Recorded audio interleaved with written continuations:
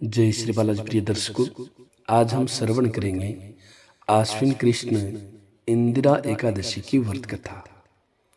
धर्मराज युधिष्ठिर कहने लगे कि हे भगवान, आश्विन कृष्ण पक्ष की एकादशी का क्या नाम है, उसकी विधि और फल क्या है, सो कृपा करके कहिए। भगवान श्री कृष्ण कहने लगे कि इस एकादशी का नाम इंदिरा एकादशी है।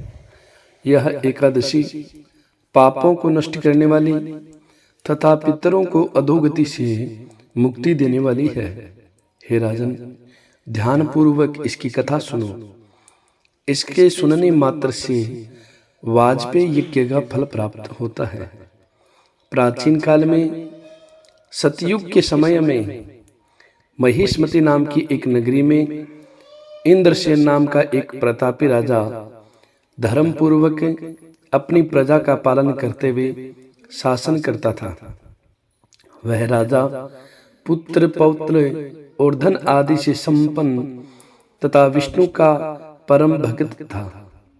एक दिन जब राजा सुखपूर्वक अपनी सभा में बैठा था तो आकाश मार्ग से महर्षि नारद उतरकर उसकी सभा में आए। राजा उनको देखते ही हाथ जोड़कर खड़ा हो गया और विधि पूर्वक आसन व अर्घ्य दिया। सुख से बैठकर मुनि ने राजा से पूछा कि हे राजन, आपके सातों अंग कुशल पूर्वक तो है, तुम्हारी बुद्धि धर्म में और तुम्हारा मन विष्णु भक्ति में तो रहता है। देवर्षि नारद की ऐसी बात सुनकर राजा ने कहा, हे महर्षि, आपकी कृपा से मेरे राज्य में सब कुशल है तथा मेरे यहाँ यज्ञ कर्म आदि सुकृत हो रहे हैं। आप कृपा करके अपने आगमन का कारण कहिए।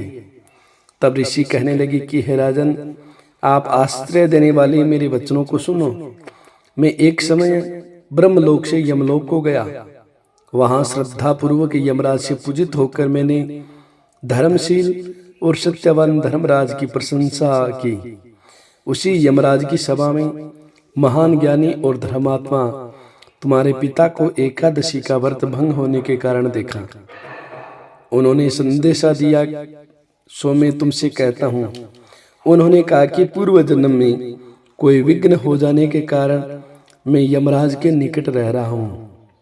सो हे पुत्र, यदि तुम आश्विन कृष्णा इंदिरा एकादशी का व्रत मेरे निमित्त करो तो मुझको स्वर्ग की प्राप्ति हो सकती है। तब राजा कहने लगा कि हे महर्षि, आप इस व्रत की विधि मुझसे कहिए। नारद जी कहने लगे कि हे राजन, आश्विन माह की कृष्ण पक्ष की दशमी के दिन प्रातःकाल श्रद्धा पूर्वक स्नान आदि से निवृत्त होकर पुनः दोपहर को भी नदी आदि में जाकर स्नान करें। फिर श्रद्धा पूर्वक पितरों का श्राद्ध करें और एक बार भोजन करें तथा भूमि में शयन करें। प्रातःकाल होने पर एकादशी के दिन दांतुन आदि करके स्नान करें। फिर व्रत के नियमों को भक्ति पूर्वक ग्रहण करता हुआ प्रतिज्ञा करें कि मैं आज संपूर्ण भोगों को भोग कर निराहार एकादशी का व्रत करूंगा। हे अच्युत, हे पुंडरीकाक्ष, मैं आपकी शरण में हूँ, आप मेरी रक्षा कीजिए। इस प्रकार नियम पूर्वक शालिग्राम की मूर्ति के आगे विधि पूर्वक श्राद्ध करके योग्य ब्राह्मणों को फलाहार का भोजन कराए और दक्षिणा दे। पितरों के श्राद्ध से जो बच जाए उसको सूंघ कर गौ को दे तथा धूप दीप गंध पुष्प नैवेद्य आदि सब सामग्री से ऋषिकेश भगवान का पूजन करें।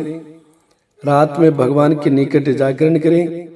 इसके पश्चात द्वादशी के दिन प्रातः काल होने पर भगवान का पूजन करके ब्राह्मणों को भोजन कराएं। भाई बंधुओं, स्त्री और पुत्र सहित आप भी मौन होकर भोजन करें।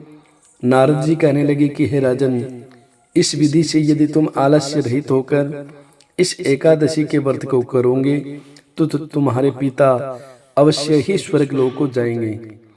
इस प्रकार उपदेश देकर नारद जी तो अंतर्ध्यान हो गए। नारद जी के कथनानुसार राजा द्वारा अपने बांधुओं तथा दासों सहित व्रत करने से आकाश से पुष्प वर्षा हुई और उस राजा का पिता गरुड़ पर चढ़कर विष्णु लोक को गया।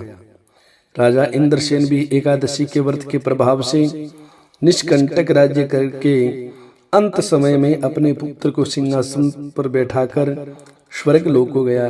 हे युधिष्ठिर, यह इंदिरा एकादशी के व्रत का महात्म्य मैंने तुमसे कहा। इसके पढ़ने या सुनने से मनुष्य सब पापों से छूट जाते हैं और सब प्रकार के भोगों को भोग कर वैकुंठ को प्राप्त होता है। प्रिय दर्शकों, आप सभी को यह कथा अच्छी लगी हो तो आप इस कथा को ज़्यादा से ज़्यादा शेयर करें। हमारे से जुड़े रहने के लिए हमारे चैनल को जरूर सब्सक्राइब करें। लेटेस्ट अपडेट पाने के लिए बेल के आइकन को दबाएं। प्रिय दर्शकों, सनातन धर्म में जितने भी व्रत त्योहार होते हैं उन सभी व्रत त्योहारों की कथा, उन सभी व्रत त्योहारों के मुहूर्त इस रामदूत एस्ट्रो चैनल पर अपलोड किए जाते हैं। तो आप सभी से पुनः निवेदन करता हूं, आप हमारे से जुड़े रहने के लिए हमारे चैनल को जरूर सब्सक्राइब करें। जय श्री बालाजी, जय श्री राधे।